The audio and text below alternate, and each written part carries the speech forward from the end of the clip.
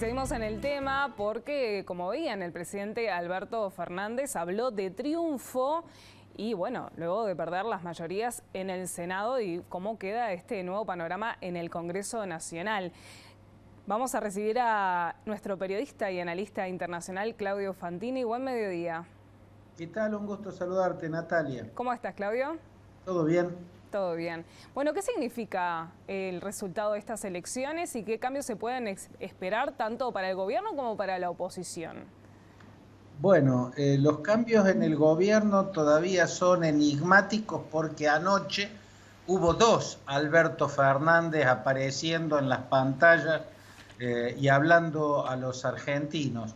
El primer Alberto Fernández, el que habló más temprano, cuando el escrutinio ya era claro y definitivo y marcaba un triunfo notable de la oposición, fue un Alberto Fernández sereno, con tono y talante de presidente, que hizo un discurso para todos los argentinos y no para sus votantes.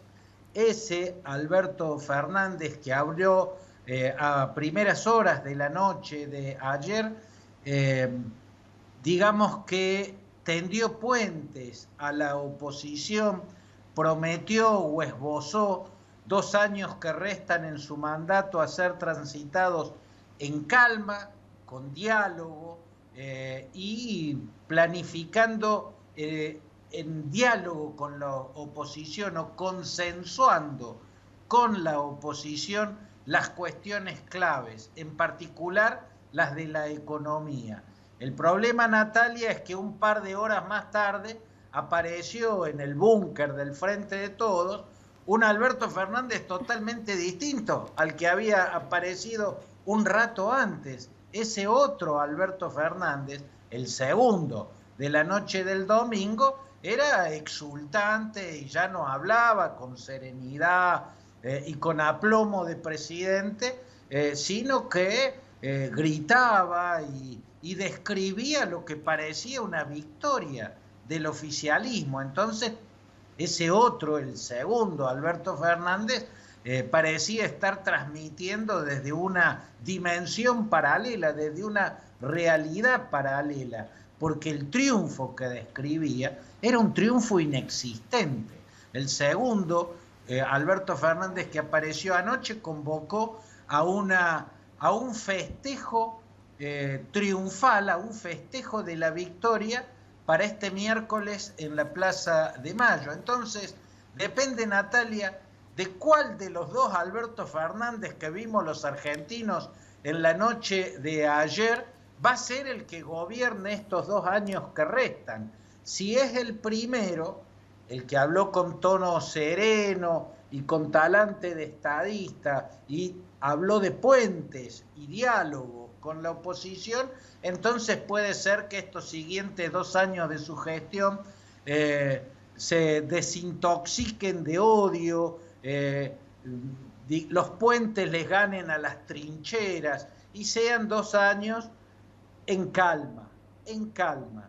Pero si es el que habló en segunda instancia anoche, bueno, ese parecía alejado de la realidad, describía algo que no era lo que había ocurrido y por ende lo que pase en estos 2 años, si el que gobierna es el segundo Alberto Fernández de anoche, bueno, es un interrogante algo inquietante. Es que si uno prendía la tele ayer y estaba haciendo otras cosas, veía la televisión y pensábamos que había ganado, porque su discurso y los gráficos eran, ganamos.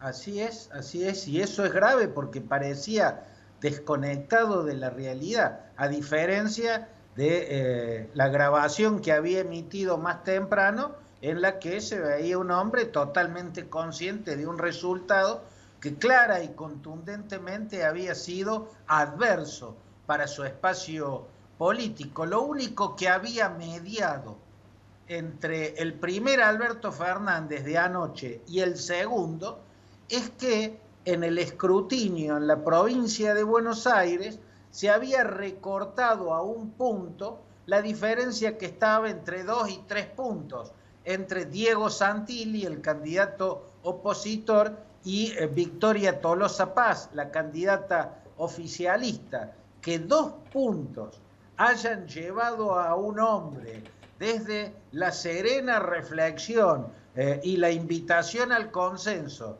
a otro exultante, triunfalista, convocando a festejar victorias inexistentes, la verdad que no se entiende. Pero fue el único cambio entre el Alberto Fernández que habló más tarde en el búnker del Frente de Todos, con el Alberto que había hablado más temprano. Por eso hay un gigantesco interrogante. El otro interrogante está puesto en el campo opositor, Natalia. Sí, igual te quería hacer referencia porque una diferencia muy mínima, por decir de alguna manera, era en Buenos Aires, pero en Córdoba, por ejemplo, era muy grande la diferencia en la votación. Arrasadora, pero en Córdoba el Frente de Todos sacó el mismo porcentaje, el mismo que había sacado en las PASO y el mismo que había sacado en elecciones anteriores. El kirchnerismo en Córdoba está en el orden del 10% de los votos. Nunca fue más que eso.